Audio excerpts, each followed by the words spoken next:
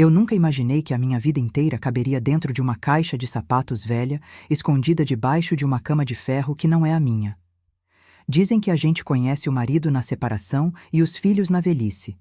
Eu achava que isso era frase de gente amargurada, dessas que a vida tratou mal. Eu tive 40 anos de um casamento que todos diziam ser perfeito e criei 2 filhos com todo o amor que uma mãe pode dar. Mas hoje, olhando para esses papéis amarelados nas minhas mãos trêmulas, enquanto o resto do asilo dorme, eu descobri que vivi uma mentira. O homem que eu amava sabia de tudo, e os filhos que eu amamentei. Eles não estão apenas esperando a minha morte. Eles estão apressando ela, e tudo isso por causa do que está aqui, nesta caixa. Meu nome é Amélia. Tenho 82 anos, embora minha cabeça funcione como se eu tivesse 30. Às vezes, acho que essa lucidez é o meu maior castigo. Se eu estivesse caduca, talvez não doesse tanto estar aqui. Antes de vir parar neste lugar, eu tinha uma casa. Não era uma mansão, mas era um sobrado lindo no bairro das Acácias, com um jardim cheio de hortênsias que eu mesma cuidava. O cheiro de terra molhada e café fresco eram as marcas da minha manhã. Hoje, o cheiro que me acorda é de urina e desinfetante barato. Um cheiro ácido, frio, que entra pelo nariz e parece congelar o estômago da gente. A minha vida mudou há 6 meses, quando Otávio, meu marido, faleceu. Foi um infarto fulminante. Ele caiu na cozinha, segurando um copo de água. O copo nem quebrou, mas meu coração se partiu em 1000 pedaços naquele dia. Otávio sempre cuidou de tudo, das contas, do banco, dos investimentos. Ele dizia: Amélia, você cuidou da casa e das crianças a vida toda, deixa que das dores de cabeça eu cuido. Eu achava que era proteção. Eu me sentia amada, blindada. Mal sabia eu que ele estava blindando segredos. Logo depois do enterro, meus filhos, o Felipe e a Mariana, vieram conversar comigo. Eu estava sentada na poltrona do Otávio, ainda sentindo o cheiro da loção de barba dele no estofado, quando eles sentaram no sofá à minha frente. Não sentaram ao meu lado para me abraçar. Sentaram na frente, como se fossem advogados, não filhos. O Felipe, que sempre foi o mais falante, começou. Ele disse: Mãe, a situação é complicada. O pai deixou muitas dívidas. A gente não queria te preocupar, mas o sobrado está penhorado. O banco vai tomar tudo semana que vem. Eu senti o chão sumir. Como assim dívidas? O Otávio era tão organizado. A Mariana, com aquela voz doce que ela usa quando quer me convencer de algo, segurou minha mão, uma das poucas vezes que fez isso nos últimos anos, e completou: Mãe, a senhora não pode ficar na rua. E a gente? Bem, o meu apartamento é pequeno, o Felipe está se divorciando e morando num flat. A gente conseguiu uma vaga num lugar ótimo. É temporário, só até a gente resolver o inventário e as dívidas do papai. Eu acreditei, como eu não acreditaria. Eram meus filhos, sangue do meu sangue. Eu me lembro de olhar para o rosto do Felipe e ver preocupação. Hoje, repassando a cena na minha memória, eu vejo outra coisa. Eu vejo pressa. A mudança foi rápida demais. Eles encaixotaram minhas roupas, venderam meus móveis a preço de banana para um brick qualquer e disseram que o resto não caberia no novo lugar. Eu só consegui salvar uma mala de roupas e uma caixa. Uma caixa de madeira escura, pesada, que o Otávio mantinha no fundo do armário dele. Ele sempre me disse: Amélia, isso aqui é velharia de escritório, papelada antiga. Mas na confusão da mudança, quando vi os carregadores levando tudo, eu senti um impulso, uma intuição. Peguei aquela caixa e escondi dentro da minha mala de roupas de inverno. Ninguém viu. Quando cheguei aqui no Lar Doce Idade, o nome na placa parecia uma piada de mau gosto. O portão de ferro enferrujado rangia como um lamento. O prédio era cinza, com manchas de infiltração nas paredes externas que pareciam feridas abertas no cimento. A Mariana me deixou na recepção com a mala e disse: Mãe, eu volto no domingo para trazer frutas. Fica tranquila. As enfermeiras são uns amores. Ela nem olhou para trás. O Felipe nem saiu do carro, disse que estava mal estacionado. Aquela foi a primeira noite que dormi numa cama que não era minha, num quarto que divido com a dona Célia, Uma senhora que geme a noite toda chamando por uma mãe que já morreu há 50 anos. Eu coloquei a mala debaixo da cama e a caixa ficou lá dentro, esquecida. Eu não queria abrir. Eu não queria mexer em nada. Eu só queria acordar e descobrir que o pesadelo tinha acabado, que o Otávio estava na cozinha fazendo café e que meus filhos viriam para o almoço de domingo. Mas os domingos passavam e ninguém vinha. No começo, eu inventava desculpas para mim mesma. Eles trabalham muito, eu pensava. O trânsito é ruim. A vida é corrida. Eu ficava sentada na varanda, olhando para o portão. Cada vez que um carro parava, meu coração dava um salto. Será que é o carro prata do Felipe? Será que é o vermelho da Mariana? Mas nunca eram eles. Eram filhos de outros. Eram netos de outros. Eu via os abraços, via as sacolas de presentes, ouvia as risadas. E eu ficava ali, com as mãos cruzadas no colo, alisando o tecido da minha saia, tentando manter a dignidade enquanto por dentro eu gritava de solidão. Teve um dia que foi o mais difícil. Foi quando percebi que a esperança é uma coisa perigosa.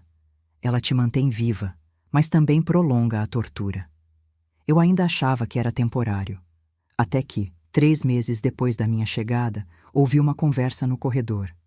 A solidão em um asilo não é apenas estar sozinha. É estar cercada de gente e sentir que você não existe. É ver as enfermeiras falando de você como se você fosse um objeto, um móvel velho que precisa ser espanado de vez em quando. O quarto 12 precisa de fralda. A senhora da janela não comeu. Eu virei a senhora da janela. Meu nome, Amélia, parecia que tinha ficado do lado de fora daquele portão de ferro. O abandono não acontece de uma vez. Ele é uma erosão. É como a água batendo na pedra, desgastando aos poucos. Primeiro, as visitas semanais viraram quinzenais. Depois, mensais. Depois, apenas telefonemas curtos e impacientes. Mãe, hoje não dá. Mãe, tô numa reunião. Mãe, para de drama. Você está sendo bem cuidada. Bem cuidada? A comida aqui tem gosto de nada. O arroz é empapado. A carne é dura e os legumes parecem que foram cozidos há 3 dias. O banho é frio na maioria das manhãs porque o sistema de aquecimento quebrou e nunca consertam. Mas o pior não é o frio na pele, é o frio na alma. O Natal foi o golpe mais duro. Eu passei a vida inteira fazendo a ceia de Natal. O meu peru assado era famoso na família. A casa ficava cheia, os netos correndo, a árvore piscando. Eu comprei, com o pouco dinheiro que tinha guardado na bolsa, uns chocolates para dar aos meus netos quando eles viessem. Fiquei esperando. Arrumei meu cabelo, passei meu batom rosa claro que guardo com tanto carinho. Sentei na recepção desde as 9 da manhã. O relógio na parede fazia tic-tac, marcando cada segundo da minha humilhação. O meio-dia passou. O almoço foi servido. Frango com farofa seca. Às 4 da tarde, o telefone da recepção tocou e a enfermeira gritou: Dona Amélia, é para a senhora. Eu corri, com as pernas doendo, achando que eles estavam chegando. Era a Mariana. Mãe, Feliz Natal. Olha, a gente não vai conseguir ir aí hoje. O Felipe pegou uma virose. Estamos todos meio ruins aqui. E também, a gente achou melhor não te expor, sabe? Vírus, essas coisas de idoso. Mas semana que vem, sem falta, a gente vai. Ao fundo, eu ouvi risadas, ouvi música, ouvi o barulho de taças brindando. Eles não estavam doentes, eles estavam festejando, sem mim. Eu desliguei o telefone sem dizer tchau. Voltei para o quarto, peguei os chocolates que tinha comprado e comi um por um, sentindo o gosto misturado com o sal das minhas lágrimas. Foi ali que eu entendi. Não havia dívida nenhuma. Não havia temporário. Eu fui descartada. Eu fui jogada fora como lixo. Nessa noite, a raiva começou a substituir a tristeza. Eu me olhei no espelhinho do banheiro e disse para mim mesma: Amélia, você não criou 2 filhos para ser tratada como um cachorro sarnento. Mas o que eu podia fazer? Eu não tinha acesso às contas. Eles diziam que não tinha dinheiro. Eu me sentia inútil, fraca. Eu conto isso aqui não para que vocês tenham pena de mim, mas porque eu sei que, infelizmente, muitos de vocês que me ouvem agora já sentiram essa mesma dor no peito, esse nó na garganta de quem foi deixado para trás por quem mais amava. A solidão do idoso é invisível para o mundo, mas pesa toneladas para quem carrega. Se essa história toca o seu coração, se você acha que nenhuma mãe ou pai deveria passar por esse desprezo, deixe o seu gostei aqui no vídeo. Se inscreva no canal para que a nossa voz ganhe força e chegue a mais pessoas. Compartilhe com sua família, ative o sininho. Vamos mostrar que nós ainda existimos, que ainda temos voz. Depois daquele Natal, algo mudou em mim. Eu parei de esperar na portaria. Eu comecei a observar. Comecei a ouvir. Eu percebi que a diretora do asilo, uma mulher de sorriso falso chamada Sônia, tinha conversas estranhas ao telefone. Um dia, eu estava fingindo dormir na sala de TV, que fica perto da sala dela, e a porta estava entreaberta. Sim, dona Mariana, o depósito caiu. Não se preocupe, ela não dá trabalho. A gente mantém a medicação básica. Não, ela não pede nada. Pode ficar tranquila, ninguém aqui vai avisar ela sobre a venda do imóvel de praia. O quê? Ah, sim, o documento que o irmão dela trouxe já está arquivado. A senhora é muito generosa com a nossa instituição. Meu sangue gelou. Imóvel de praia? Nós tínhamos uma casinha em Itanhaém, mas o Felipe me jurou que o banco tinha tomado junto com a casa da cidade. E que depósito era aquele? Se eles estavam falidos, como estavam pagando a diretora e sendo generosos? E que medicação era essa? Eu só tomava remédio para a pressão, mas ultimamente me sentia sempre sonolenta, dopada. Naquela noite, eu não tomei o comprimido que a enfermeira me deu. Fingi que engoli e cuspi no vaso sanitário depois. Eu precisava ficar lúcida. Eu precisava entender. Foi então que me lembrei da caixa. A caixa debaixo da cama. Aquele objeto que eu trouxe sem pensar, que ficou meses acumulando poeira junto com a minha mala. O Otávio disse que eram papéis velhos, mas o Otávio também disse que eu estaria segura. Se ele mentiu sobre a segurança, sobre o que mais ele teria mentido? Ou será que ele tentou me avisar? Esperei a dona Célia dormir. O ronco dela era constante, ritmado. A luz da lua entrava pela janela sem cortina, iluminando o chão frio. Com dificuldade, me abaixei. Meus joelhos estalaram, minhas costas doeram, mas eu me arrastei até debaixo da cama e puxei a caixa. Ela estava pesada. Tinha um cadeado pequeno, enferrujado. Eu não tinha a chave. Mas eu tinha a minha presilha de cabelo, aquela de metal firme que uso para prender o coque. Foram minutos de agonia, mexendo ali, até que ouvi o clique. Abri a tampa. O cheiro de papel guardado subiu, misturado com o cheiro de tabaco que o Otávio fumava escondido anos atrás. Não eram papéis de escritório comuns. A primeira coisa que vi foi um envelope azul, lacrado com fita adesiva, escrito com a letra tremida do Otávio. Para Amélia, ler somente se eu morrer antes de você. Minhas mãos tremiam tanto que quase rasguei o papel. Dentro havia uma carta e vários documentos bancários, escrituras e cópias de e-mails impressos. Comecei a ler a carta. As lágrimas escorriam, mas eu não parei. Minha querida Amélia, se você está lendo isso, é porque eu falhei. Falhei em te proteger dos nossos próprios filhos. Há anos eu venho percebendo a ganância do Felipe e a frieza da Mariana. Eles acham que eu não sei que eles falsificaram minha assinatura em 2018 para tentar vender o terreno do interior. Eu perdoei, porque eram meus filhos. Mas eu errei. A ganância deles não tem fim. Eu escondi dinheiro, Amélia. Muito dinheiro. Não está no banco que eles conhecem. E as casas. A casa onde moramos, a casa da praia, os terrenos. Nada disso está no nome deles e nem no meu nome de pessoa física, para que eles não pudessem tocar no inventário comum. Eu criei uma holding. E você, meu amor, é a única proprietária. Eles vão tentar te enganar. Vão dizer que estamos falidos. Vão tentar te colocar no asilo para te declarar incapaz e assumir o controle da empresa. Não deixe. Nestes papéis estão as provas de tudo. das contas no exterior que o Felipe abriu, desviando dinheiro da minha loja, das dívidas de jogo dele que eu paguei e de como a Mariana planejou, em e-mails com o marido, a sua interdição. Use isso. Seja forte. Você é mais forte do que pensa. Eu soltei a carta. Olhei para os extratos bancários. Havia milhões. Milhões de reais que eram meus. E eu aqui, comendo arroz empapado, usando roupas doadas, sendo humilhada por uma enfermeira que me chama de vovó, com desdém. Eles não venderam a casa para pagar dívidas. Eles venderam ilegalmente, ou pior, estão morando lá ou alugando, fingindo que perderam tudo, esperando eu morrer para oficializar o roubo. Olhei para o relógio na parede. Eram 3 da manhã. Eu não sentia mais sono. Eu não sentia mais a dor nas costas. Pela primeira vez em meses, eu não me senti uma velha abandonada. Eu me senti a dona de tudo. Eu fechei a caixa. Coloquei de volta debaixo da cama.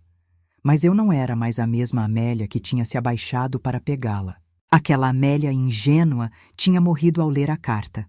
Agora, quem levantava dali era uma mulher com uma arma carregada nas mãos e 40 anos de mentiras para destruir. Eles queriam guerra? Eles teriam guerra. Naquela manhã, o sol nasceu diferente. Ele não entrava mais pela janela como um intruso que vinha iluminar minha miséria. Ele entrava como um holofote sobre o meu palco. Eu não dormi depois de ler a carta do Otávio. Passei as horas restantes da madrugada decorando cada número, cada nome, cada instrução que ele havia deixado. Quando a enfermeira do turno da manhã entrou, arrastando os chinelos e com aquela cara de quem preferia estar em qualquer outro lugar do mundo, eu já estava sentada na cama, penteada, com a coluna ereta. "Bom dia, vovó Amélia. Hora do remedinho", ela disse, sem nem olhar nos meus olhos, já estendendo o copinho de plástico com as pílulas coloridas. As pílulas do esquecimento. As pílulas que me deixavam babando no canto da boca, assistindo programas de culinária na TV sem entender as receitas que eu mesma já tinha feito 1000 vezes. Eu peguei o copo. Minha mão não tremeu. Olhei para ela e sorri. Um sorriso que ela não entendeu, porque não era o sorriso de uma velhinha simpática, era o sorriso de quem tem um segredo. Fingi colocar os comprimidos na boca, tomei um gole d'água e, com uma habilidade que eu não sabia que ainda tinha, escondi os comprimidos sob a língua. Assim que ela virou as costas para arrumar a cama da dona Célia, eu cuspi tudo num lenço de papel e guardei no bolso. Nunca mais. Nunca mais eles iam nublar a minha mente. Aquele dia foi um exercício de atuação digno de um Oscar. Eu precisava ser a Amélia que eles queriam. Frágil, confusa, inofensiva. Mas por dentro, meu cérebro trabalhava como um motor de Ferrari recém-ligado. Eu precisava de um telefone. O aparelho da recepção era monitorado. A diretora Sônia ficava sempre por perto, como um abutre vigiando a carniça. Eu precisava de um aliado. Comecei a observar os funcionários com outros olhos. Não como cuidadores, mas como peças num tabuleiro de xadrez. Havia a enfermeira-chefe, bruta e leal à diretora. Havia o médico que vinha uma vez por semana e mal nos tocava. E havia a Júlia. Júlia era uma técnica de enfermagem jovem, devia ter uns 20 e poucos anos. Ela tinha olheiras profundas e estava sempre correndo, limpando a sujeira que os outros deixavam. Eu já tinha notado que ela chorava escondida na rouparia. Eu já tinha visto a diretora gritando com ela por atrasos insignificantes. Ela era a elo fraco da corrente deles, e seria a minha força. Esperei o momento certo. Foi na hora do banho de sol, quando a maioria dos idosos cochilava nas cadeiras de plástico. A Júlia estava sentada num banco afastado, mexendo no celular, com uma expressão de desespero. Me aproximei devagar, arrastando os pés propositalmente para fazer barulho. "Minha filha", eu disse com a voz rouca. Ela se assustou e escondeu o celular. "Dona Amélia, a senhora precisa de alguma coisa? Está com dor?" Sentei ao lado dela. O banco era frio, de cimento, mas eu não me importei. "Não, querida, eu estou bem, mas você não está." Os olhos de uma mãe não enganam, mesmo que a mãe não seja a sua. Ela me olhou surpresa. Ninguém ali perguntava como ela estava. Em 5 minutos, ela desabou.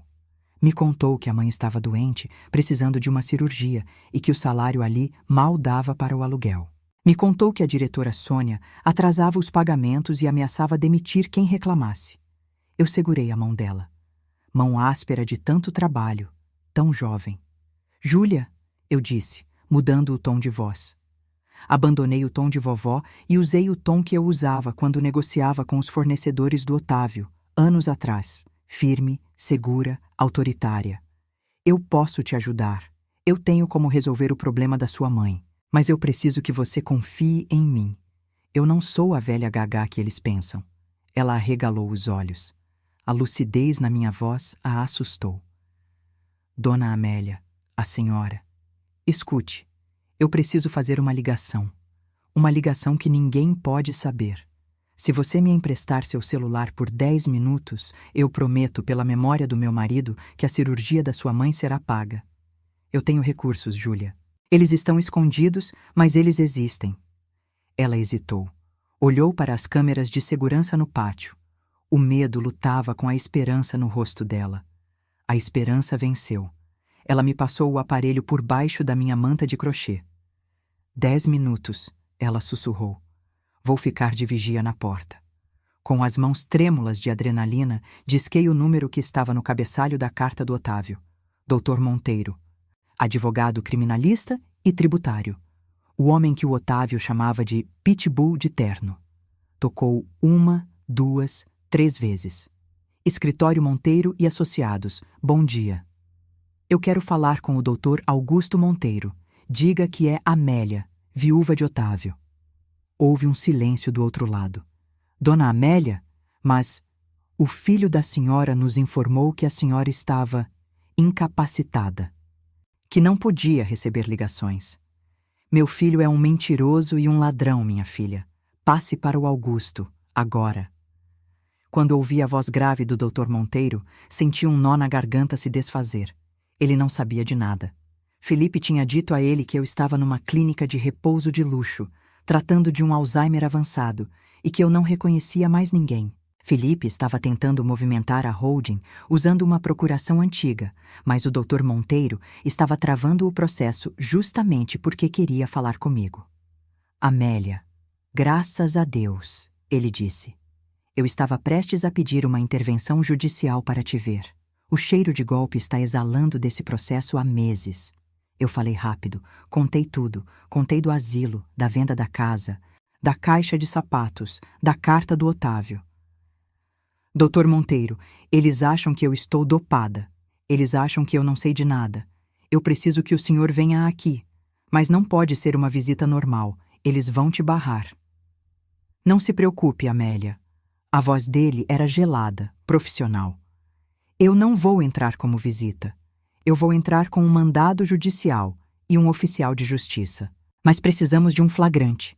Precisamos provar a coação. Traçamos o plano ali mesmo, naquele banco de cimento, enquanto a Júlia vigiava a porta com o coração na boca. O plano era arriscado. Eu teria que ser a isca. Devolvi o celular para a Júlia. Olhei bem no fundo dos olhos dela. Você acabou de salvar a minha vida, menina, e eu cumpro minhas promessas. Nos dias seguintes, a ansiedade era um bicho vivo dentro do meu peito. Eu continuei cuspindo os remédios. Minha mente ficava cada dia mais afiada. Comecei a notar detalhes que antes passavam batido. A diretora Sônia usava uma bolsa de grife falsa. O médico assinava receitas sem nem olhar para os pacientes. E meus filhos? Ah, meus filhos estavam nervosos. Eu sabia que eles viriam. O doutor Monteiro me avisou que o banco estava pressionando por uma assinatura final para liberar os fundos da holding. Eles precisavam da minha assinatura física. A falsificação não estava passando na perícia do Banco Suíço. Eles apareceram numa terça-feira chuvosa. Eu estava no quarto, sentada na cadeira de rodas, que eu não precisava, mas usava para parecer mais frágil. A Júlia tinha me ajudado a prender o celular dela, gravando áudio com fita adesiva debaixo do assento da cadeira. Felipe e Mariana entraram. Estavam bem vestidos, cheirando a perfume caro, mas com a cara de quem não dormia bem. Felipe estava mais gordo, suando frio. Mariana roía as unhas, um hábito que ela tinha desde criança quando mentia. "Oi, mamãe", Mariana disse, com aquela voz melosa que me dava náuseas. Que saudade!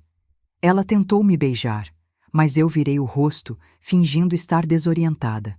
"Quem é? Quem está aí?" Eu perguntei, olhando para o vazio. Felipe sorriu para Mariana. Um sorriso de alívio. "Ela está pior, Mari. Ótimo, vai ser rápido." Eles fecharam a porta do quarto. Felipe puxou uma cadeira e sentou na minha frente. "Mãe, sou eu, o Felipe, seu filho. Olha, a gente trouxe um documento para a senhora assinar. É só para autorizar um tratamento novo, um tratamento muito bom que vai fazer a senhora melhorar." Ele colocou o papel na prancheta. Eu sabia o que era. Era a transferência total de poderes. A sentença de morte do meu patrimônio e da minha dignidade. Eu fiz minha mão tremer. Segurei a caneta de um jeito desajeitado. "Tratamento?" Eu gaguejei. "Mas e a casa?" O Otávio disse que a casa. Felipe perdeu a paciência. Ele bateu a mão na perna. "Esquece a casa, mãe. O pai morreu. A casa já era. Assina logo essa porcaria para a gente ir embora." Mariana interveio, tentando acalmar o irmão, mas acabou revelando tudo. "Felipe, cala a boca. Mãe, não liga para ele. É que a gente precisa vender uns terrenos velhos do papai para pagar esse asilo. É muito caro aqui, a senhora sabe. Se não assinar, a gente vai ter que te mandar para um abrigo público. A senhora quer ir para um lugar pior? Com ratos? Ameaça, coação, mentira, tudo sendo gravado ali, debaixo da minha cadeira." Eu olhei para os dois, meus bebês. Eu troquei as fraldas deles. Eu curei os joelhos ralados. Eu paguei faculdade, intercâmbio, festas de casamento. E agora, eles estavam ali, dois estranhos gananciosos, ameaçando a própria mãe com ratos. Senti uma onda de nojo tão grande que quase vomitei. Mas eu precisava de mais. Eu precisava da confissão do dinheiro. Mas, e o dinheiro do cofre? O papai disse que tinha dinheiro. Eu soltei, como quem não quer nada. Felipe riu. Uma risada seca, cruel. "O velho era esperto, mãe. Mas a gente é mais. A gente já limpou as contas locais. Só falta essa maldita holding. Assina logo. Você não precisa desse dinheiro. Você já está com o pé na cova. Deixa a gente aproveitar o que é nosso por direito." Nosso por direito. A frase ecoou no quarto. Aquilo foi o chega. Foi o clique do gatilho. Eu deixei a caneta cair no chão. "Ai, caiu", eu disse. Felipe bufou. Abaixou-se para pegar. Quando ele levantou, eu não estava mais olhando para o vazio. Eu estava olhando diretamente nos olhos dele, com a firmeza de quem comandou uma casa por 40 anos, com a frieza de um juiz antes da sentença. "Eu não vou assinar, Felipe", eu disse. Minha voz saiu limpa, clara, sem nenhum tremor. Ele paralisou. Mariana deu um passo para trás, assustada com a mudança repentina no meu tom. "O quê? Você falou normal?" Mariana gaguejou. "Eu disse que não vou assinar", repeti, articulando cada sílaba. "E também disse que sei da venda da casa de Itanhaém. Sei da falsificação da assinatura em 2018. Sei do acordo com a diretora Sônia. E sei que vocês não pagaram o asilo este mês, apesar de terem desviado 200 mil da conta conjunta na semana passada." O silêncio que se instalou no quarto foi ensurdecedor. Felipe ficou pálido. Parecia que tinha visto um fantasma. O fantasma da mãe que ele achava que tinha matado. "Como? Como você sabe disso?" Ele sussurrou. "Porque eu sou sua mãe. E porque eu não estou louca. Eu só estava triste. Mas a tristeza acabou. Meus filhos. Agora sobrou a justiça." Felipe, tomado pelo desespero e pela raiva, avançou para cima de mim. Ele agarrou meu braço com força. "Sua velha maldita! Você estava fingindo. Assina isso agora ou eu juro que..." "Que você o quê, Felipe?" Eu o desafiei, sem recuar 1 milímetro, sentindo a dor no braço, mas ignorando-a completamente. Vai me bater? Vai me matar? Tente, apenas tente. Naquele momento, a porta do quarto se abriu com um estrondo. Não era a enfermeira, não era a Sônia, era o Dr. Monteiro, e atrás dele 2 policiais militares e um oficial de justiça com uma pasta grossa nas mãos.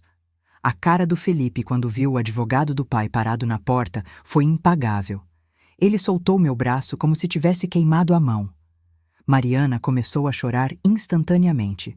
Aquele choro falso que ela usava para manipular namorados. Doutor Monteiro? Felipe gaguejou. O quê? O que o senhor está fazendo aqui? Minha mãe está tendo um surto, ela está agressiva.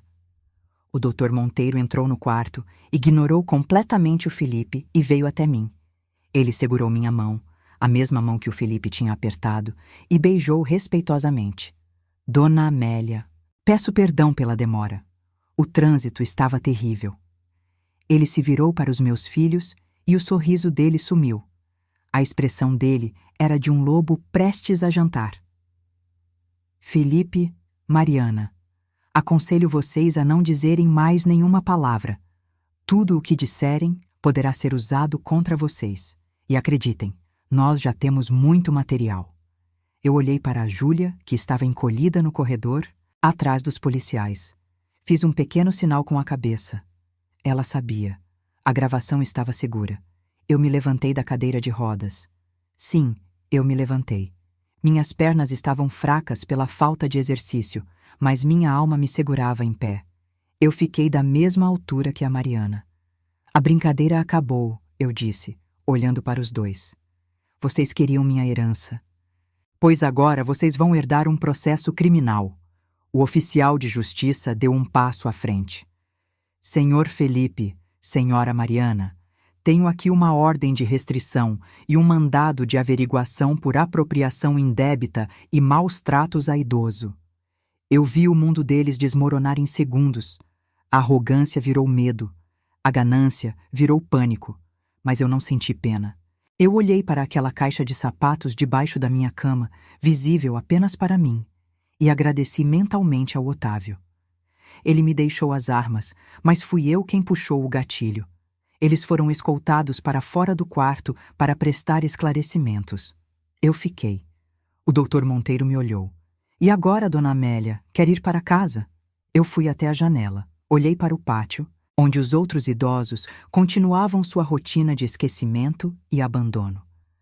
Olhei para a Sônia, que conversava nervosamente com um policial lá embaixo.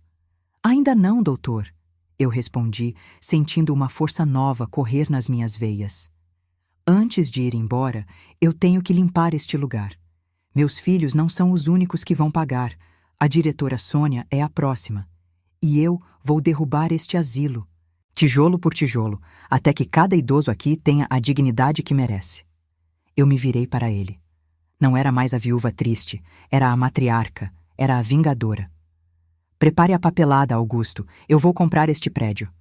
Ver o carro da polícia levando meus filhos não foi a vitória que eu imaginava. Nos filmes, a vingança tem gosto de champanhe. Na vida real, ela tem gosto de bile.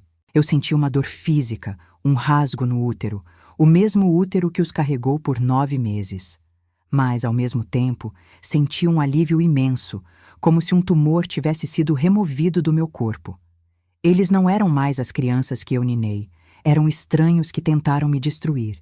E eu escolhi sobreviver. Enquanto a sirene se afastava, misturando-se com a chuva que caía lá fora, o doutor Monteiro colocou a mão no meu ombro. Dona Amélia, o oficial de justiça já notificou a diretoria.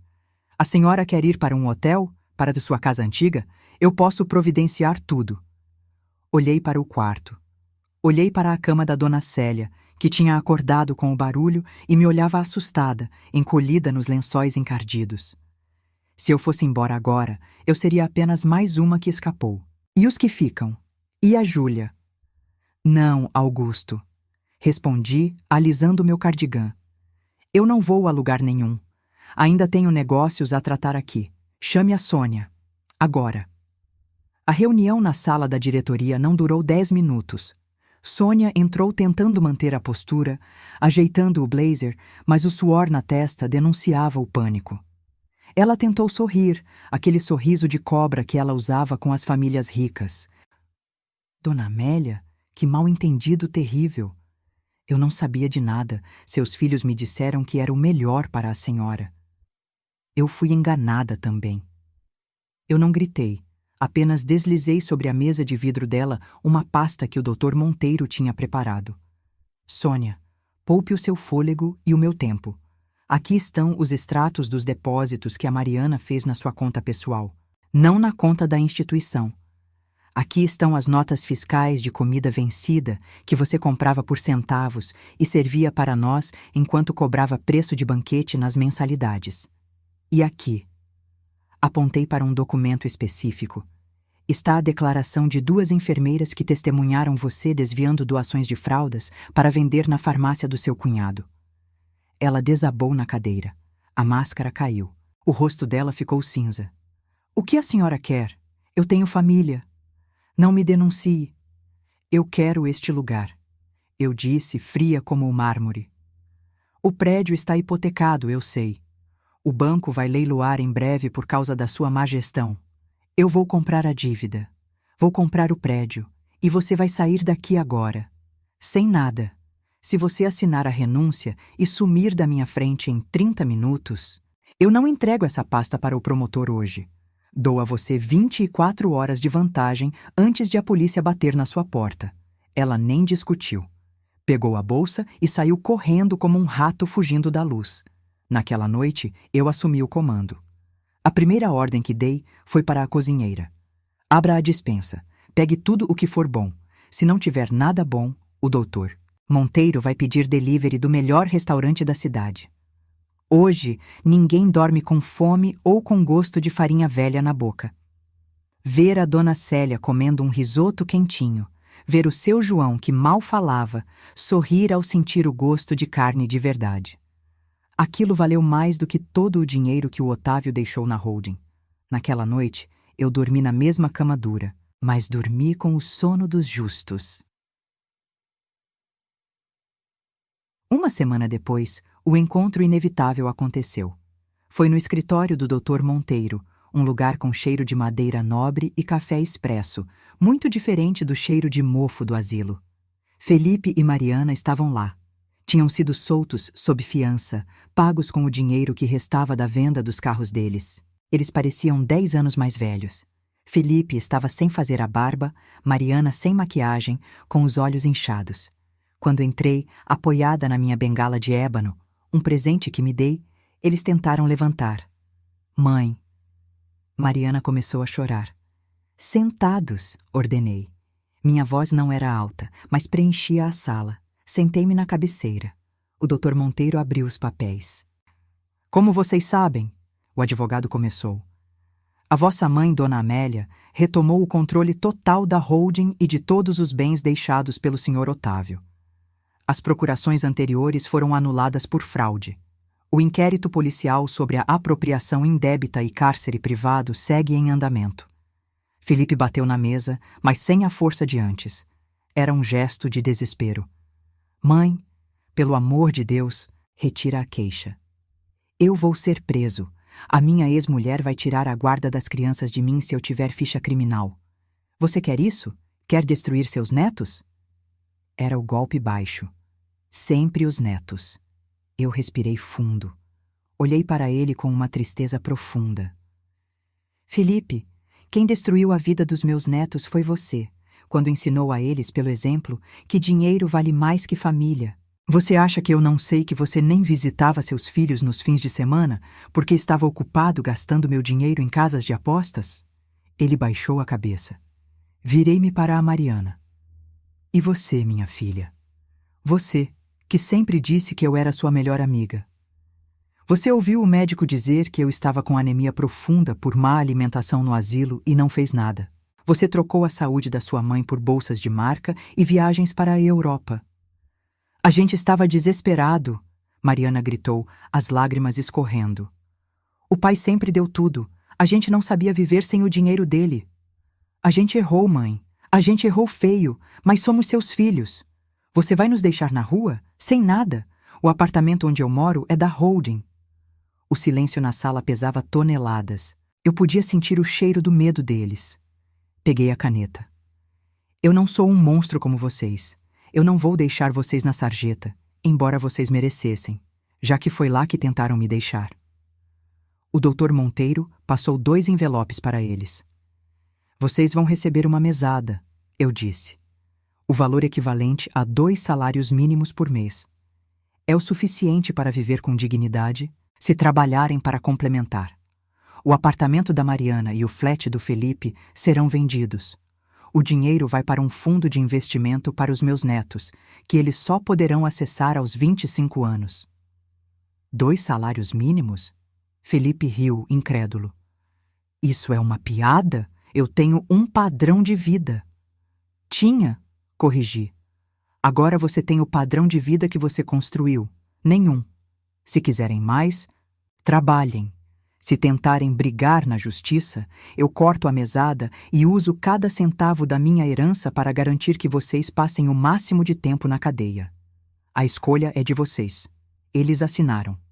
Mãos trêmulas, soluços contidos. Assinaram a rendição. Quando saíram da sala, Mariana parou na porta e olhou para trás. Você nunca mais vai ver a gente, ela disse com veneno na voz. Eu sei, respondi calmamente. Esse é o preço da minha paz. E é barato. Quando a porta se fechou, eu não chorei. As lágrimas já tinham secado nos meses de solidão no quarto 12. Agora só restava o trabalho. Os meses seguintes foram de transformação. Não só para mim, mas para o Vozes do Abrigo. Sim, mudei o nome do asilo. Tirei aquela placa enferrujada e coloquei uma nova, bonita, iluminada. Residencial Nova Esperança. Com o dinheiro recuperado, eu fiz uma revolução. Contratei uma equipe de nutricionistas. Mandei consertar todos os chuveiros. Comprei colchões ortopédicos para todos os quartos. O jardim, que era mato puro, virou um pomar. Eu mesma plantei as primeiras mudas de hortênsia, trazendo um pouco da minha antiga casa para o meu novo lar. Sim, eu decidi morar lá. O Dr. Monteiro achou estranho. Amélia, você pode comprar uma cobertura na avenida principal, ele disse, mas ele não entendia. A minha casa vazia cheirava a passado e a fantasmas. Aqui, no residencial, eu tinha vida. Eu tinha propósito. Eu promovi a Júlia a coordenadora de enfermagem. Paguei a cirurgia da mãe dela. E a menina trabalha com tanto amor que parece que cada idoso ali é avô dela. A dona Célia parou de gritar à noite. Descobrimos, com um médico decente que contratei, que a medicação dela estava errada há anos. Hoje, ela joga dominó comigo todas as tardes na varanda. Ela não se lembra do que almoçou, mas se lembra de sorrir. E isso basta. Criei um conselho de idosos. Nós decidimos o cardápio. Nós escolhemos os filmes da semana. Devolvemos a autonomia para quem achava que só restava esperar a morte. E os meus filhos? Soube que o Felipe está trabalhando como motorista de aplicativo. A Mariana está vendendo cosméticos. Eles tentaram ligar no Dia das Mães. Eu não atendi. Mandei o Dr. Monteiro avisar que o presente deles foi depositado na conta. A mesada. Amor não se compra, e confiança quebrada não se cola. Eu perdoei no meu coração para não carregar o peso do ódio. Mas perdoar não significa conviver. Perdoar é lembrar sem sentir dor, e hoje, quando lembro deles, sinto apenas uma pena distante. Ontem, fui visitar o túmulo do Otávio. Levei flores do nosso novo jardim. O dia estava lindo, céu azul, brisa leve. Acariciei a pedra fria do túmulo e conversei com ele, como fazia todas as manhãs na cozinha. Otávio, seu velho teimoso, você estava certo. Eu sou mais forte do que pensava, mas você errou numa coisa. Você achou que me deixou sozinha. Você não me deixou sozinha. Você me deixou com uma missão. Eu olhei para o horizonte. Eu perdi a família de sangue, é verdade, mas ganhei uma família de alma. Tenho 40 filhos de cabelos brancos no residencial que esperam por mim para o café da tarde. Tenho a Júlia. Tenho a minha dignidade de volta. Eles tentaram me enterrar, mas esqueceram que eu era semente. Hoje, eu caminho pelos corredores do residencial e não sinto cheiro de desinfetante e urina. Sinto cheiro de bolo de fubá, de café fresco e de lavanda. Ouço risadas. Ouço vida. Eu sou Amélia. Tenho 82 anos. Fui traída, roubada e abandonada. Mas eu não sou vítima. Eu sou a dona da minha história. E a minha história não termina numa cama de hospital esquecida. Ela termina aqui, de pé, olhando para o futuro, provando que nunca é tarde para fazer justiça e nunca é tarde para recomeçar. E você, que me ouviu até aqui. Eu sei que a minha história é dura. Talvez você esteja passando por algo parecido ou conheça alguém que esteja sendo explorado por quem deveria cuidar. Não se cale. Não aceite as migalhas. Você tem valor. Sua vida tem valor. Agora eu te pergunto, e quero muito ler a sua resposta aqui nos comentários. O que você faria no meu lugar? Você teria perdoado seus filhos e dado uma segunda chance? Ou faria exatamente como eu fiz, cortando o mal pela raiz? Escreva aqui embaixo. Eu leio todos os comentários, de verdade. É o momento do nosso café virtual. Obrigada por me ouvir, por me dar sua atenção e seu carinho. Se essa história te inspirou, não esqueça de deixar seu like e compartilhar. Vamos fazer essa mensagem chegar a todos os cantos. Fiquem com Deus. Um beijo grande no coração de cada um de vocês. Até a próxima história!